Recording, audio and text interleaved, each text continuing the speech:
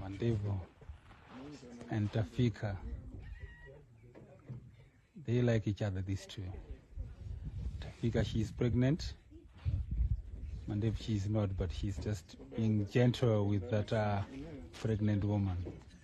And Tafika's mom behind there, look at that.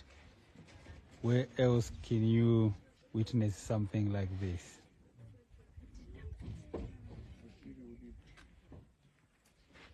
I am jealous of myself because it's only me who can only witness something like this. Look at this.